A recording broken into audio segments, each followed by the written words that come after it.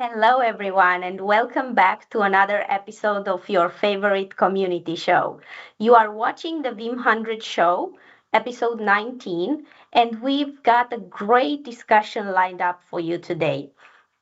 Since this is October and is Cybersecurity Awareness Month, we thought it would be the perfect time to dive into a topic that celebrates just that. And of course, I'm not here alone. I'm joined by some amazing expert guests. With me today are Julien and Andrey. Hello, both. Hello. Hey, Hello, great to have you. How are you today? Going great, and you? Very good. Thank you very much. So, this is Julian's first time on the show, and he's one of our vanguards from France. Andre, on the other hand, has been in this show before. He's one of our technologists in product strategy, and he's joining us from Germany. And for those that are tuning in for the first time, I am Madalina Cristil, your host, coming to you from Bucharest. Let us know where you're watching us from in the comments, and we'd really love to hear from you.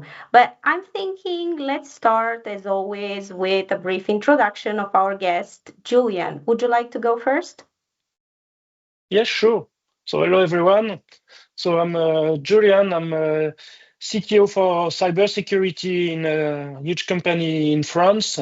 But I'm here to introduce a personal project called ransomware.live, and we will cover together what it is. Thank you very much, Julian. It's great to have you here in the show.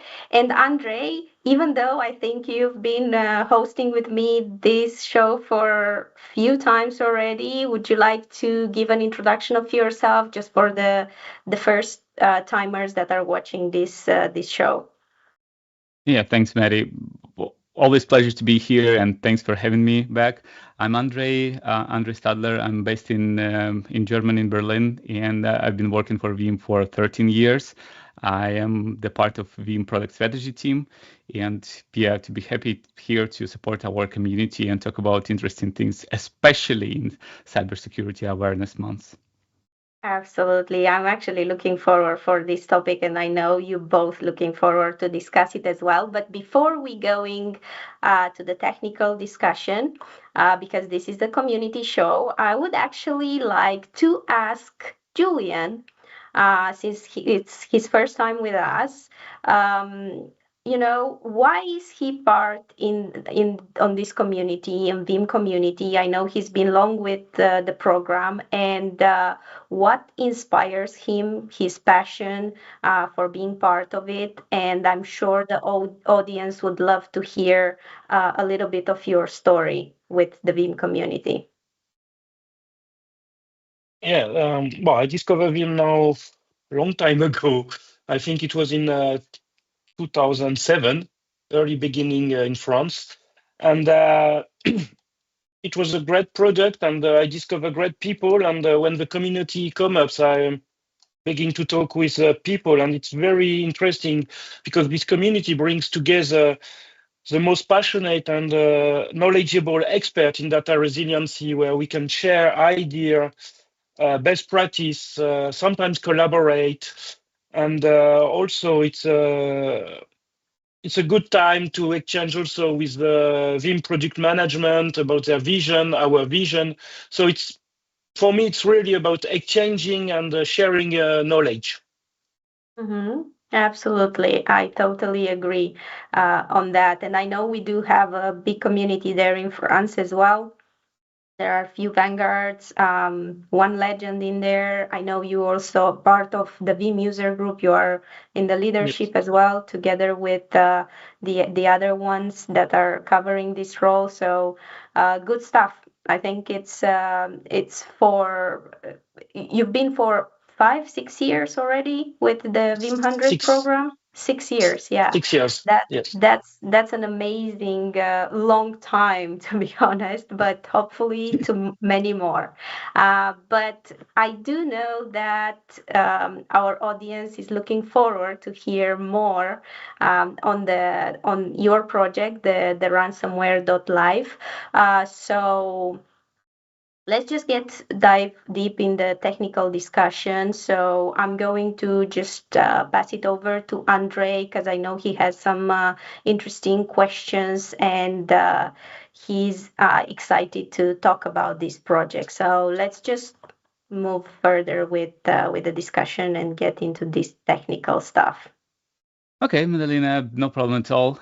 It's just probably the quick note for everyone. We're going to talk about this website in particular, and Julien is the founder of the website and the maintainer and the whole kind of the person behind it, right? So if you have basically any questions, this is a live session, right? We would love to talk about his project, and we would like to talk to basically to learn more about how he came up with it and how it's been under development right now and what plans he has for this particular site in future.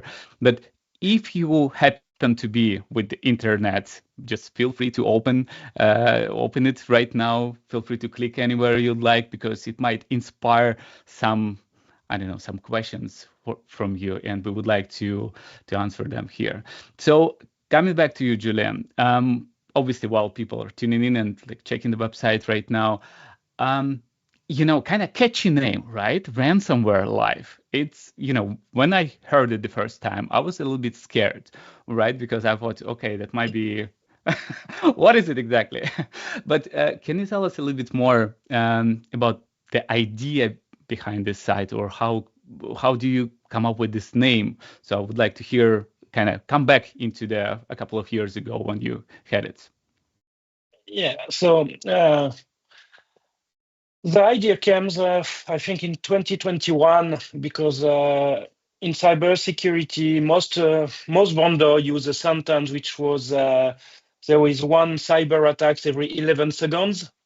And for me, it doesn't really mean something. I didn't understand these figures. It was for me a kind of marketing figure, but I tried to understand it. So I decided that, okay, during this year, it was, let's say, a very intense year for ransomware. So I decided, let's focus on ransomware. So I investigate how it works.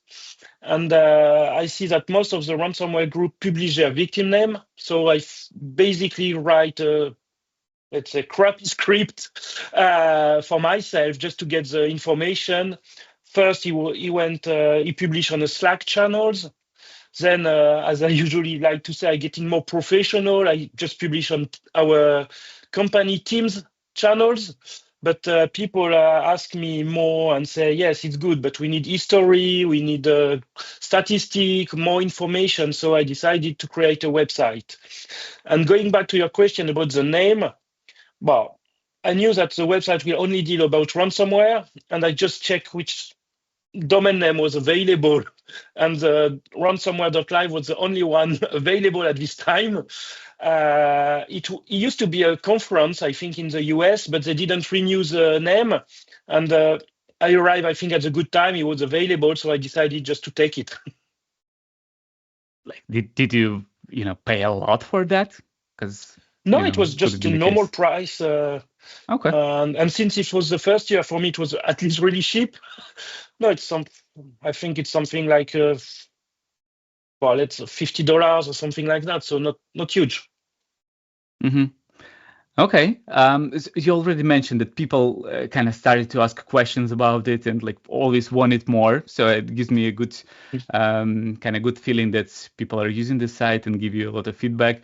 But maybe you kind of again start from the very beginning. What was the first thing that you added here? Because I see like a lot of sections these days, right? And negotiations, there are ransom notes, and like a lot.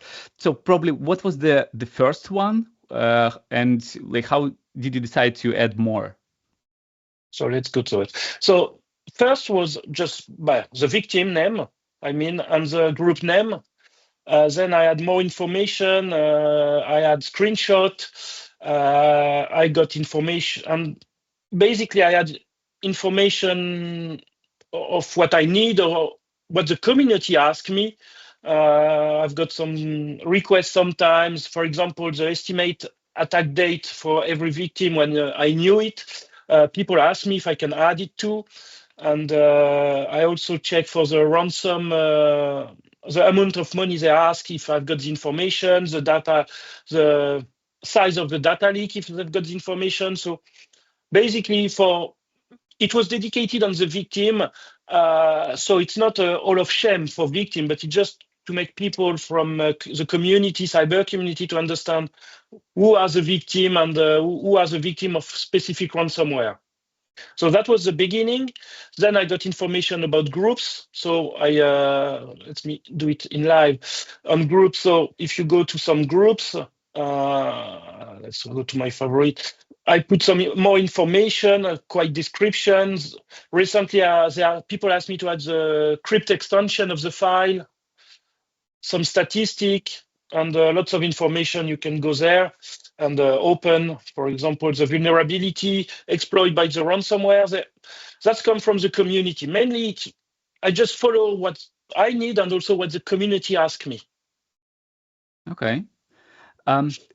So you said a couple of times that like you're getting information. Can you like talk about that a little bit more? Because it sounds like you've got connections to those like groups, or like people like kind of share information with you. How did you?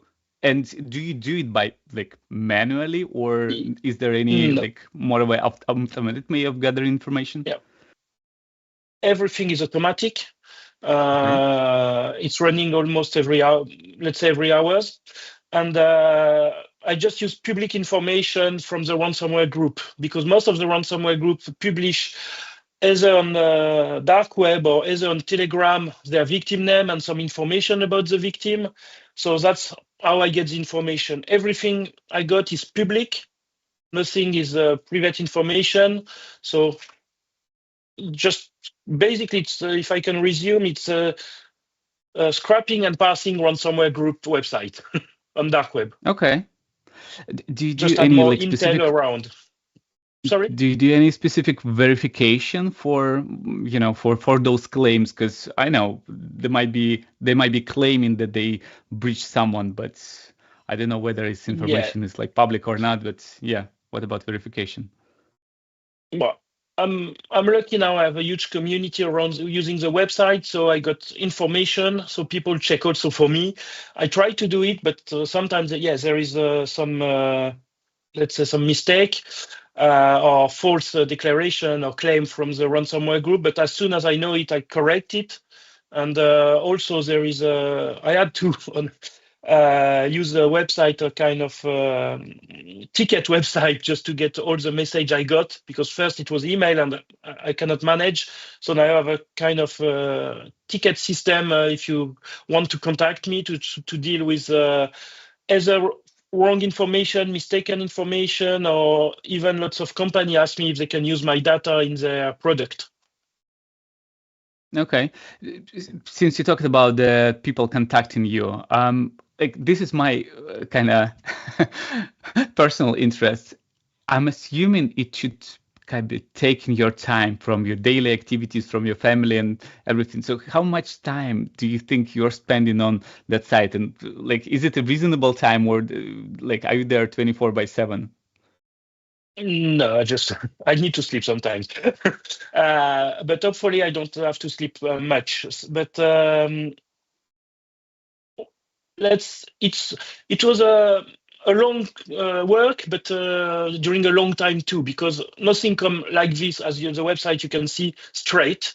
So as I said, I begin by victim. I had a group, I had a negotiation chat, I had the Yara rules. Everything took several years.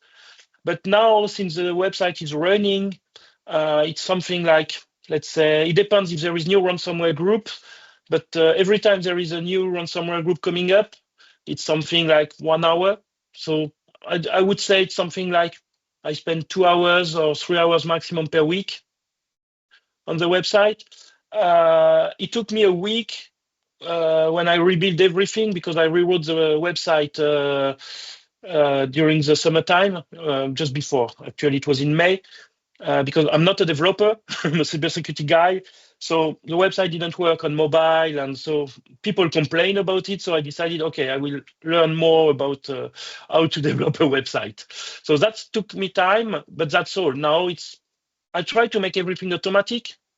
Even the discovery of new ransomware group, I know where to get some intel or information. So I just get a notification. Okay.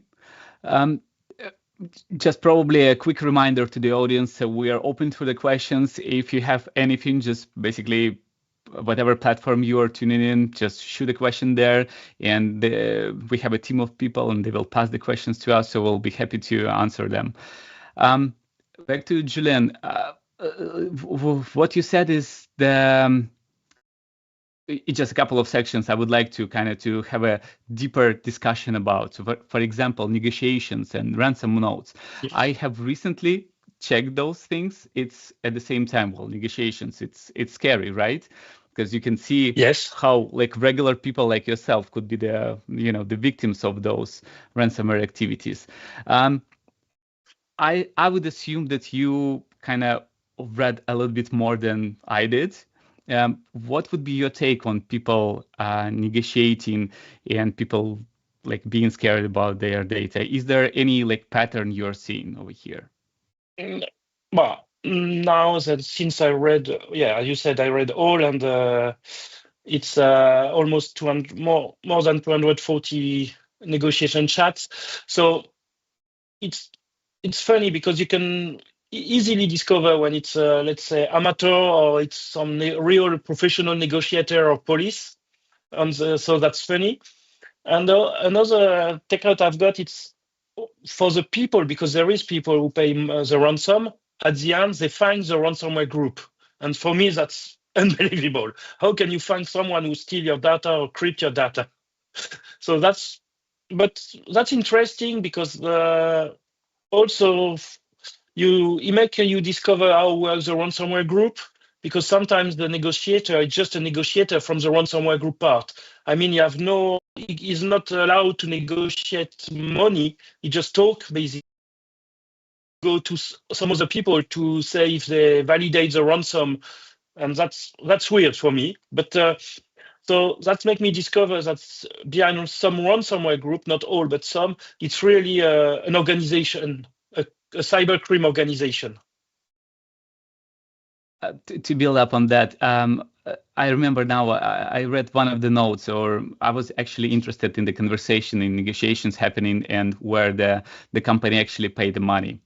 And then two notes I would like to to point out here, that at the end of negotiation, it was really nice. Once the attackers, once they received the payment, they provided a message, like educational message about general security. Yes. Like, hey, company, like if you don't want to do that, just like make sure that you teach your personnel to use the change the passwords and to use multi-factor authentication and things like that. It's like the regular lection, or part of education. So that made me laugh a little bit. But let's talk about the other section that I was wondering about. So Yara rules. Obviously, you've got a lot of rules, and two questions for you here. So the rules are based on the company or the group of the attackers, right? Is there any plan to or like, first of all, who wrote those rules? That's the first one. And second, are you planning to do the the combined rule, like to cover everything? I don't know whether it's possible. Just generally asking. It's possible. So the rules come mainly from open source information, mainly some contact I've got who share them on GitHub mainly. So it could be cybersecurity professional or cybersecurity companies who share the Yara rules. And but basically, that's the funny part, because I did this section mainly for Veeam when you introduce the Yara rules features. So because I've got the Yara rules for a long time, but I didn't publish them because, and I know there is I think it's an Australian guy who just make a script who take all my Yara rules and put them into the VBR server. But no, I don't. I didn't. I won't plan to put just all one together because it's not for me. It's not the goal of the Yara rules. It will be too heavy, too long to scan if you put everything. So that's why I just. For me, it's more when you know who attack you. It's the best way just to check. And talking about Veeam for in this case, to check all your backup if you get hit by where is this ransomware, which server got hit on the backup. But doing all, I think it's a nonsense. It's more you will go to an antivirus now in this case.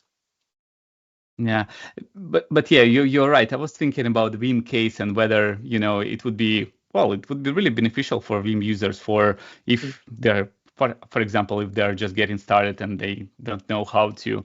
It's the rules already there. It would be really easy for you to implement those into Veeam backup and replication. So we've got a question, Julien. We've got a question about APIs and people who are using the data that you gathered there.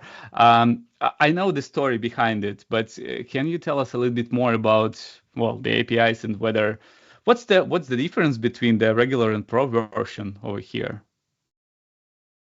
So API was more for automation, and it's come up from a request from a user. We were using a tool called an open source tool called OpenCTI, which collect cyber threat intelligence stuff. So they asked me to make information public through an API to make everything automatic. So that was my beginning. And as I say, I'm not a developer. That's why you can see on the website there is different version of API. But now on the last one, which is was not inspired for the name, so it's API Pro. But even if it's called Pro, it's free and will be forever free. It's mainly all the information of the website can be grabbed by API. So if you want to automatize things, like for example the Yara rules, you can update the Yara rules every day, for example, with API. No need to go to the website and click all time. Okay, but just trying to make sure the pro version, you are not charging for that, are you? No, it's free and forever free. It just I didn't want to call it V3. And I call it Pro because I begin to move, let's say, but it's a joke from myself, but more professional how to develop API. So that's why it's called Pro, but it's free, and as you can read, it will be forever free. The only thing you need is a token, so you just need to register so I can count people who use it, but that's all. You just have statistics of who use my API, that's all. Okay, makes sense. And do you mind if I ask you about the, I don't know, the stats that you have there? Like, do you have any number of people using the APIs, or I don't know, like basically any number you could share about that? Yeah, I have some figures on the website. I update a few days ago. So yes, it's API call per year. It's 100 million API call per year. I've got around 6,000 unique visitors per day, and sometimes it's also funny when I check the statistics. There is even TV who connect to me, not TV channel, but TV. So I think there is screen on some SOC or cybersecurity team because it refresh every 5 minutes. So that just shows the website. Yeah, one of my previous offices, they had a large screen like that, and they were actually doing the refresh of kind of a similar service. Well, very interesting, and yeah, that seems like a lot of activity happening with the server itself. But by the way, is it like one server or is it multiple servers? So yeah. Well, I begin first with a small. Yeah. So I just begin by. Let's show this to understand. A small server, which is a virtual one CPU, 2 GB of RAM. But now it's a physical server with 16 CPU core, 32 gig of memory, because I didn't use any database basically on the website. That's one of the things. I just use a JSON file. It's historical because the website at the beginning was a serverless server. It was on and work with a GitHub Action, so no database. And I continue like this because I didn't want to manage a database basically. So everything is loaded in memory. So that's why I need a I need a huge memory. And so basically, it's a Linux server with Python, JSON, Flask for the website and API. Obviously, Tor to scrap Onion website from ransomware group. Quick story about OpenCV, which is a Python library mainly for image recognition, because I got contact from the Netherlands police who asked me to blur some ID, because since I take screenshots of the website of the ransomware group, there were ID shown of Netherlands citizen. So they asked me to remove them, and we talk, and I say, what if I blur them? They say, oh yes, okay, let's show us. So I do it and say, okay, it's fine. So that's why. And OpenAI is because for some information like the country, the activity sector, I use OpenAI to help me. And on the right, that my open source sources I use to make more information about victim or groups. Okay. So probably we're going like closer to the end of the session, but I would hate if I didn't ask this. Is there anything we as a community people we can do to help you with this project, or I don't know, like ideas or donations or anything like that? So feel free to just talk about that. So yeah, if you have any idea or any way to make a more improvement or new idea, because just send me a quick message, and if it's possible and interesting for the community, I will develop it. I hope quickly. So no problem. And for now, I'm quite lucky because a company. Sorry, I will make some advertisement. Hudson Rock will give me intel about InfoStealer, sponsorize me a little. So for now, the website it's I have no problem to pay the bill of the web of the server and everything. But when I have extra money, I buy stickers and give them to the community, for example. So there is a button, just buy me a coffee on the website if you want to help. Anything is good, but just idea it's good, or intel sometimes. I have some people, even from the Veeam community, who share with me some ransomware because they have customer, or even them get hit by ransomware, so they give me intel, so I can add them also to the group. Or basically, what I need is more information now, because as you understand, it takes time to analyze everything. So if I can have already information like a new ransomware group or ransomware nodes of whatever, I take it and add it. That's really wonderful. Yeah, absolutely. I totally agree. Just had to say it. Really great project in there. And you heard Julian, if you want to help support with any information around ransomware groups and stuff like that. So anyway, just want to thank both of you. Excellent discussion in here. And I am sure that our audience found it valuable. But you were mentioning, Julian, that if anyone has any information, they want to support, they want to help, to contact you, where can we find you?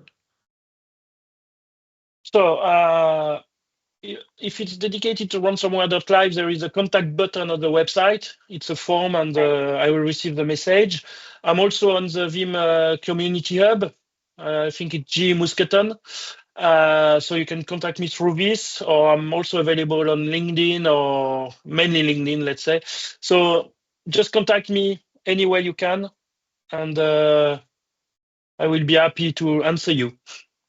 Perfect. And then I think we already shared the link to your website in the comments. So if you want to access the website, you can find the link in the comments. It's just there. If anything, if you haven't seen it, if you missed it, we can share it again for you. But I'm very excited to see how your project is going to evolve in time. And I'm really convinced this won't be the last time we talk about it, and maybe I don't know, in a year time or something, we can just go back to it and rediscuss it and see how things are changing. But it would be also fantastic, Julian, if you could share any future updates on the hub so our community can stay up to date, with the new Okay. features as they come out, with the new information. So thank you both. It was fantastic. And yeah, let us know in the comments if you found it useful as well. Um, I can see some more people joined from Italy, from Germany. So thank you for being with us as well. And before we wrap up, I know we are almost at time. I have one last question. We always get this from the guest, and it's always good to answer. And our community team often gets asked how someone can join the Veeam 100 program. I know you've been with the Veeam 100 program for a while. It was a little bit different, but what advice would you give to those who are interested in becoming part of it? Well, for me, this community, as I said in introduction, it's really about sharing. So I think the best way is to begin to share knowledge or help people on the community hub. I think it's a good way to be seen and recognized, and talk with people. I mean, on answer message or about everything around cyber resiliency. And I think it's the best way, and also to learn, because when you share information, usually you get feedback. So it's also a way to learn. Yeah, absolutely. Andrei, any thoughts on that? You've been quite involved with the community. You've been in this show for a bit. You've been at the Veeam user groups as well, present, having some presentations. Any advice on your side?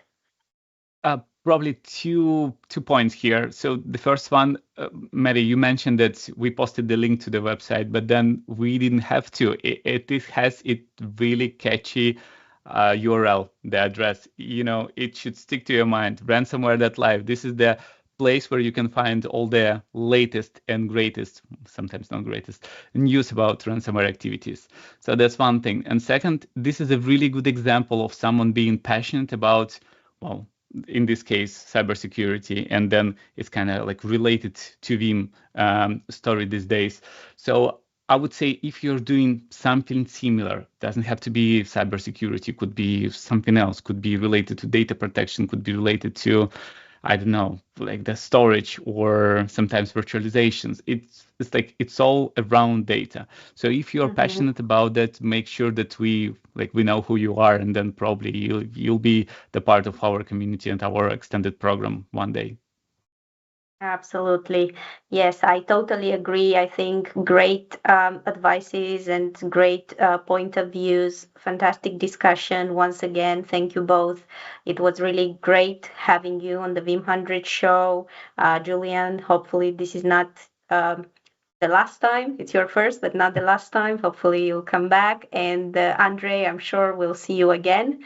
And I want to say a big thank you to our community and to everyone who tuned in today. We'll be back in November with a brand new episode of the Beam 100 show. See you then.